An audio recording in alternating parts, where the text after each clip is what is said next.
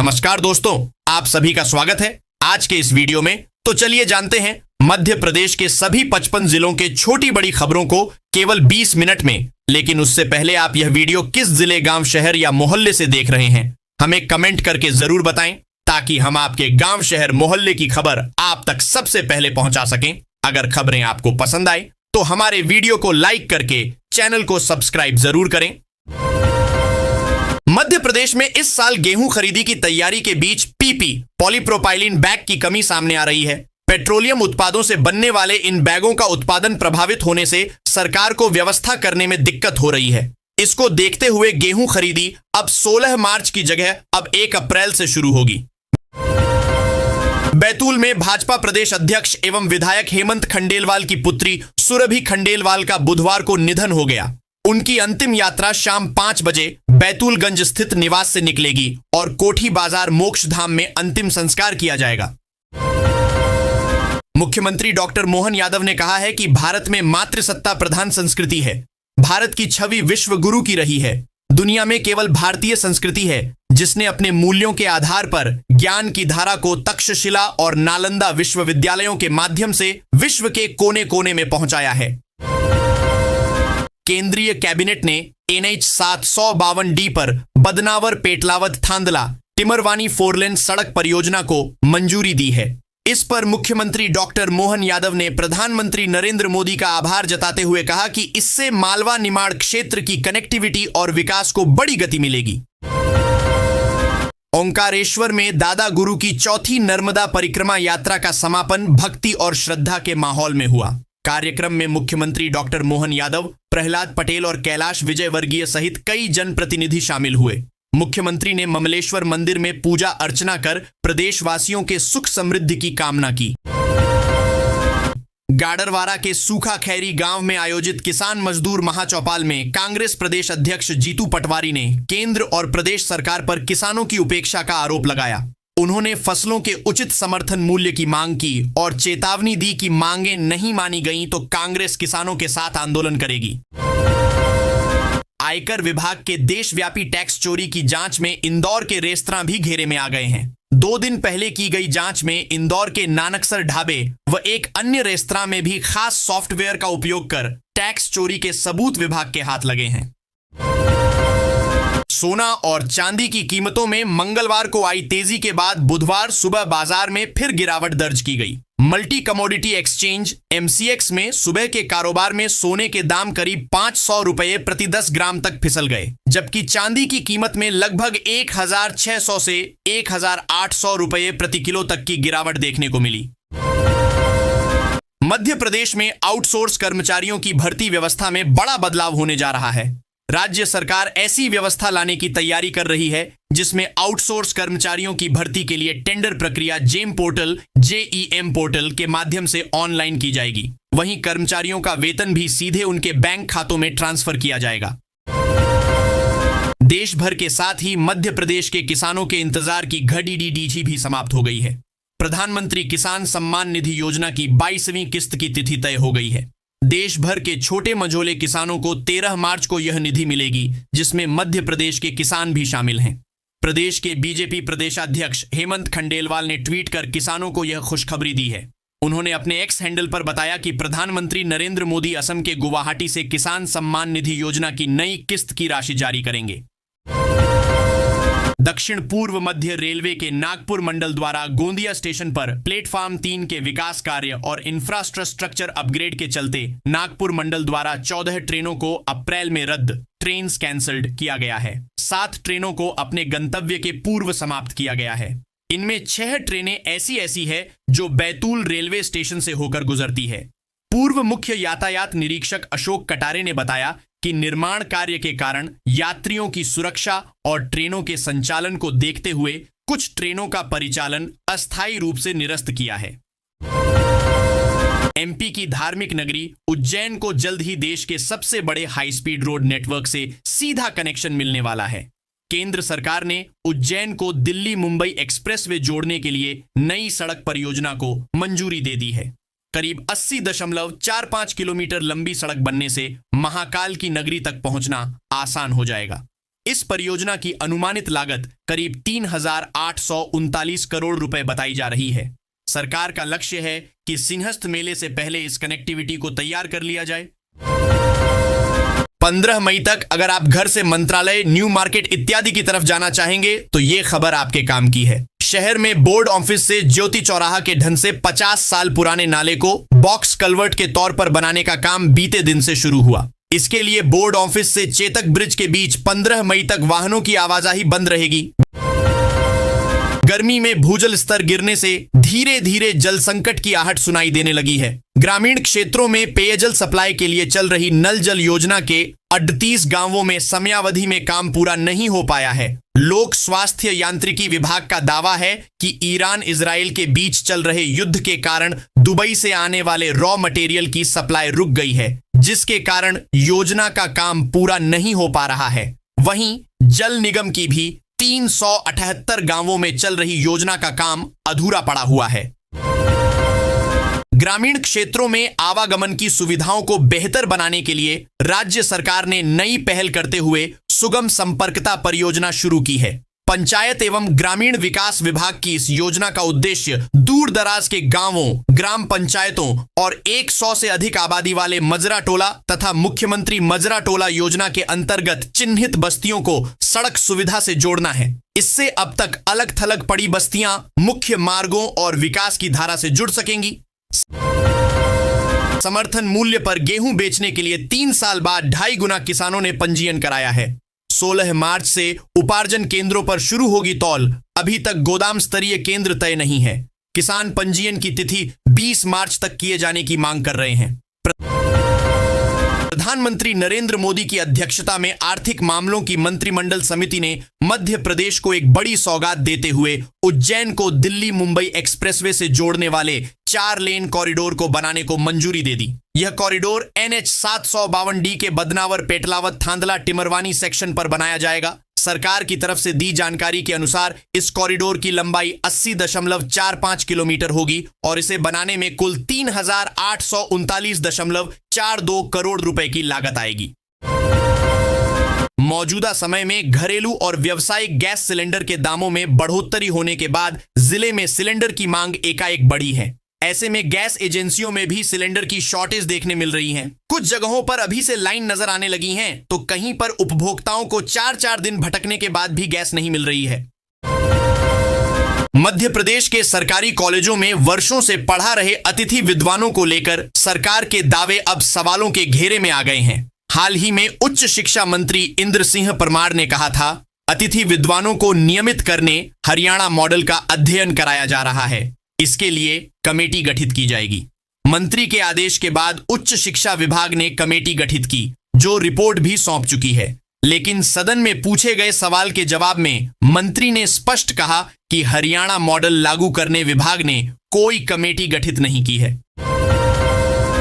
दोस्ती में भरोसे पर दी गई रकम वापस मांगना एक कांग्रेस नेता को भारी पड़ गया। कर्जदार दामाद ने पैसे तो नहीं लौटाए, उल्टा पुलिस विभाग में पदस्थ उसके ASI ससुर ने खाकी की धौंस दिखाते हुए नेता को झूठे ड्रग्स और शराब तस्करी के केस में फंसाने की धमकी दे डाली। पीड़ित ने ऑडियो रिकॉर्डिंग के साथ पुलिस के आला अधिकारियों से न्याय की गुहार लगाई है। होटल और रेस्टोरेंट में कमर्शियल सिलेंडर 19 किलोग्राम की आपूर्ति बंद, LPG शॉर्टेज होने से संचालक मुसीबत में आ गए हैं। उन्होंने शादी विवाह के आयोजनों से लेकर पार्टियों की बुकिंग कर रखी है। अब उसे टालने की नौबत आ गई है। आयोजक भी उनसे संपर्क कर रहे हैं। सिलेंडर की किल्लत का असर जिले के 400 से अधिक छोटे और बड़े होटल्स के साथ रेस्टोरेंट पर पड़ेगा। जयपुर की एक फैशन डिजाइनर से कथित धोखाधड़ी के मामले में मध्य प्रदेश शासन ने पुलिस प्रशिक्षण एवं अनुसंधान संस्थान PTRI के AIG राजेश मिश्रा को आरोप पत्र जारी किया है। उन पर धोखाधड़ी, आपराधिक विश्वासघात और पद के दुरुपयोग का आरोप है। दतिया में गोराघाट के सिंध पुल के पास बुधवार को आजाद समाज पार्टी की संकल्प यात्रा के दौरान तनाव की स्थिति बन गई। बिना अनुमति निकाली जा रही यात्रा को रोकने के लिए पुलिस ने बैरिकेड लगाए थे। कोर्ट के आदेश के 2 माह बाद भी शासन चाइनीज मांझे को लेकर नीति नहीं बना सका। मामले को लेकर हाई कोर्ट में चल रही स्वत संज्ञान याचिका में बुधवार को शासन को इस बारे में बनाई गई नीति की जानकारी देना थी, लेकिन सरकारी वकील ने इसके लिए समय मांग लिया। एक दौर ऐसा भी था जब हार्ट अटैक बेहद दुर्लभ बीमारी थी जिसके बारे में लोगों को पता तक नहीं था, लेकिन आज यह दुनिया में मौतों का सबसे बड़ा कारण बन चुका है। कैसे, क्यों और आगे क्या? पत्रिका.com की इस हेल्थ सीरीज में जाने हार्ट अटैक का इतिहास, बदलती डाइट और जीवन शैली से जुड़े वैज्ञानिक तथ्यों की पड़ताल और इसके बढ़ते खतरों की पूरी कहानी। मध्य प्रदेश के गुना जिला मुख्यालय से करीब 8 किलोमीटर दूर नेशनल हाईवे पर गादेर घाटी के पास मंगलवार सुबह करीब 6:30 बजे एलपीजी गैस से भरे टैंकर को पीछे से आ रहे ट्रक ने ओवरटेक के दौरान टक्कर मार दी। टक्कर से टैंकर का वाल्व क्षतिग्रस्त हो गया और गैस का रिसाव होने लगा। चालक ने टैंकर को रोककर तत्काल गैस प्लांट और डायल 112 पर सूचना दी। इसके तुरंत बाद रेस्क्यू टीम ने मौके पर पहुंचकर स्थिति को नियंत्रण में लिया। प्रदेश भर के सांदीपनि विद्यालयों में प्रवेश की प्रक्रिया 23 मार्च से शुरू हो रही है। स्कूल शिक्षा विभाग ने आदेश दिया है, जिन विद्यालयों को नए भवन में शिफ्ट किया गया है उनको 1 से 3 किलोमीटर के दायरे में कम नामांकन संख्या वाले छोटे स्कूलों के सभी विद्यार्थियों को प्रवेश देना है। ऐसे नए बने 97 विद्यालयों में 300 छोटे स्कूलों को मर्ज करने की योजना है। प्रदेश में कुल 274 सरकारी स्कूलों को सर्व सुविधा युक्त सांदीपनि विद्यालय के रूप में विकसित किया गया है। शहर में ऑनलाइन धोखाधड़ी के मामले लगातार सामने आ रहे हैं। ताजा मामला सिटी कोतवाली थाना क्षेत्र का है, जहां अज्ञात आरोपी ने एक युवक के खाते से ऑनलाइन माध्यम से 4,703 रुपए का सामान खरीदकर धोखाधड़ी कर ली। नगर निगम ने आगामी 14 मार्च को आयोजित होने जा रही लोक अदालत के माध्यम से संपत्ति कर वसूली का लक्ष्य पूरा करने के लिए बड़े बकायादारों की सूची तैयार कर ली है। इस सूची के मुताबिक यदि वसूली की जाए तो निगम को 350 करोड़ रुपए से अधिक का संपत्ति कर मिल सकता है। हालांकि इस सूची में कुछ ऐसे नाम भी हैं जिनको लेकर शहर में चर्चाओं का माहौल शुरू हो गया है। निगम की सूची में बड़े स्वास्थ्य, शैक्षणिक, धार्मिक और सामाजिक संस्थान हैं। जिले में आग की घटनाएं थमने का नाम नहीं ले रही हैं। बुधवार दोपहर ग्राम जामली खुर्द खापरी के आदिवासी फालिया धनतर सोमारिया में अज्ञात कारणों से आग लग गई। आग इतनी भीषण थी कि एक साथ 6 कच्चे मकान इसकी चपेट में आ गए। मध्यम वर्गीय परिवारों के लिए बड़ी खुशखबरी है। अब जरूरत के समय घर में रखी चांदी भी आपके काम आएगी। भारतीय रिजर्व बैंक ने फैसला लेते हुए 1 अप्रैल से चांदी के बदले लोन देने के नए नियमों को मंजूरी दे दी है। अभी तक बैंक और फाइनेंस कंपनियां मुख्य रूप से सोने पर ही लोन देती थीं, लेकिन अब बैंकों व फाइनेंस कंपनियों में चांदी गिरवी रखकर भी नकदी प्राप्त की जा सकेगी। मध्य प्रदेश लोक सेवा आयोग यानी एमपीपीएससी की 2 बड़ी परीक्षाओं की तारीखें और आवेदन के लिए समय सीमा तय हो गई है। आयोग ने सहायक जिला लोक अभियोजन अधिकारी यानी एडीपीओ, एडीपीओ और वेटनरी असिस्टेंट सर्जन परीक्षा का कार्यक्रम जारी किया है। मध्य प्रदेश लोक सेवा आयोग इंदौर द्वारा जारी इस कार्यक्रम के अनुसार एडीपीओ का एग्जाम 18 अक्टूबर 2026 को होगा। मध्य प्रदेश माध्यमिक शिक्षा मंडल माशिमम ने कक्षा 10वीं और 12वीं की द्वितीय बोर्ड परीक्षाओं की समय सारिणी जारी कर दी है। दोनों कक्षाओं की परीक्षाएं 7 मई से शुरू होंगी। एमपीएमएलए कोर्ट के विशेष न्यायिक मजिस्ट्रेट डीपी सूत्रकार ने राज्यसभा सदस्य विवेक कृष्ण तनखा द्वारा मानहानि का केस वापस लिए जाने के साथ ही पूर्व मुख्यमंत्री शिवराज सिंह चौहान के साथ खजुराहो सांसद वीडी शर्मा व भाजपा विधायक भूपेंद्र सिंह को भी दोष मुक्त कर दिया। महान शिक्षाविद डॉक्टर हरि सिंह गौर की धरती सागर को बुधवार को बद्दी सौगातें मिली। मुख्यमंत्री डॉक्टर मोहन यादव ने यहां ज्ञानवीर विश्वविद्यालय का शुभारंभ किया। इस मौके पर उन्होंने राहतगढ़ और जेसी नगर में श्रमिकों के बच्चों के लिए लाइब्रेरी बनाने की भी घोषणा की। उन्होंने डॉक्टर हरि सिंह गौर के योगदान को रेखांकित किया। सीएम ने कहा कि डॉक्टर गौर ने अपनी जमा पूंजी लगाकर बुंदेलखंड के सागर में शिक्षा का नया सूर्योदय किया। एमपी की राजधानी भोपाल में बुधवार को नारी शक्ति की गूंज सुनाई दी। यहां के रविंद्र भवन में शक्ति संवाद कार्यक्रम आयोजित किया गया, जिसे राष्ट्रीय महिला आयोग की अध्यक्ष विजया रहाटकर ने संबोधित किया।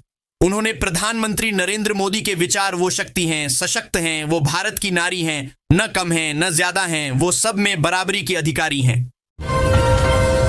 हाईकोर्ट के प्रशासनिक न्यायाधीश विवेक रूसिया व न्यायमूर्ति प्रदीप मित्तल की युगल पीठ ने मध्य प्रदेश के जूनियर डायन की हड़ताल के विरुद्ध जनहित याचिका निरस्त कर दी। कोर्ट ने कहा कि इस मुद्दे को लेकर पहले से एक याचिका लंबित है, ऐसे में और मामले बढ़ाने की अनुमति नहीं दी जा सकती। राजधानी के स्वास्थ्य विभाग ने शहर के आधा दर्जन नामचीन निजी अस्पतालों को बंद करने का अल्टीमेटम दे दिया है। मुख्य चिकित्सा एवं स्वास्थ्य अधिकारी CMHO कार्यालय ने भोपाल के 6 निजी अस्पतालों को नोटिस जारी कर स्पष्ट कर दिया है कि 31 मार्च 2026 के बाद वे अस्पताल संचालित नहीं कर पाएंगे। दमोह मुख्यमंत्री डॉक्टर मोहन यादव ने बुधवार को जिले के हट्टा नगर का नाम बदलकर शिवकाशी करने की घोषणा की है। मुख्यमंत्री ने कहा कि गौरी शंकर मंदिर की आस्था और ऐतिहासिक महत्व को देखते हुए हटा को शिवकाशी के नाम से पहचान दी जाएगी। उन्होंने कहा कि यह नाम क्षेत्र की धार्मिक आस्था और सांस्कृतिक पहचान को और अधिक गौरव प्रदान करेगा। भगवान राम की तपोस्थली चित्रकूट के पग पग में उनसे जुड़े स्थल हैं। इन्हीं में से एक मझगवां विकास खंड के नया गांव स्थित फलाहारी आश्रम है। मान्यता है कि वनवास काल के दौरान सुतीक्ष्ण आश्रम से लौटते वक्त भगवान राम, माता सीता और भ्राता लक्ष्मण के साथ यहां रुककर फलाहार किया था, लेकिन पीने के लिए जब जल नहीं दिखा तो लक्ष्मण ने बाण मारा, जिससे जलधारा प्रकट हुई। तभी से यह कुंड लोगों की आस्था केंद्र रहा है। इसके जल को लोग अमृत मानते रहे हैं। इंदौर में पूर्वी रिंग रोड प्रोजेक्ट और इंदौर मनमाड रेल लाइन के विरोध में किसानों ने कलेक्टर कार्यालय के बाहर अर्धनग्न होकर प्रदर्शन किया। इस दौरान तेज गर्मी की वजह से एक बुजुर्ग किसान को घबराहट होने लगी और वो वहीं लेट गए। इस पर वहां मौजूद सरकारी कर्मचारी पानी की बोतल लेकर पहुंचे, लेकिन किसानों ने उनका पानी पीने से भी साफ इनकार कर दिया और कहा कि हम अपना ही पानी पिएंगे, सरकार का पानी भी नहीं लेंगे। बिजली बिल बकायादार गांव में बिजली कंपनी द्वारा विद्युत सप्लाई बंद करने को लेकर बुधवार को बिजली कंपनी के कार्यालय में जमकर हंगामा हुआ। दरअसल ग्राम भदौनी के ग्रामीण बुधवार दोपहर शाजापुर विधायक अरुण भीमावत के कार्यालय पहुंचे। कहा कि गांव के बिजली बंद है। एक दिन पहले ग्राम बिकलाखेड़ी के ग्रामीणों की भी बिजली कंपनी में इसी बात को लेकर अधिकारियों से कहासुनी हुई थी। सार्वजनिक वितरण प्रणाली PDS के अंतर्गत इस माह 9 तारीख तक हितग्राहियों को खाद्यान्न का वितरण नहीं हो पाया है। अब कुछ दुकानों में चावल ही खत्म हो गया है। इस कारण हितग्राही बिना राशन लिए लौट रहे हैं। कई जिलों से ऐसी शिकायतें आ रही हैं। उधर अधिकारियों का कहना है कि हितग्राहियों का डेटा केंद्र सरकार के स्मार्ट PDS पोर्टल में शिफ्ट किया जा रहा था। इस कारण 9 मार्च तक वितरण नहीं किया गया। राशन की कहीं भी कमी नहीं है। हालांकि सच्चाई यह है कि पिछले माह भी हितग्राहियों को कुछ जगह चावल नहीं मिल पाया। महिला रोजगार समाज के विकास के लिए बहुत महत्वपूर्ण है। जब महिलाएं शिक्षा और रोजगार प्राप्त करती हैं तो वे आर्थिक रूप से आत्मनिर्भर बनती हैं। इससे परिवार की आय बढ़ती है और जीवन स्तर सुधरता है। महिला रोजगार से समाज में समानता और सशक्तिकरण बढ़ता है तथा देश की प्रगति में उनका महत्वपूर्ण योगदान होता है।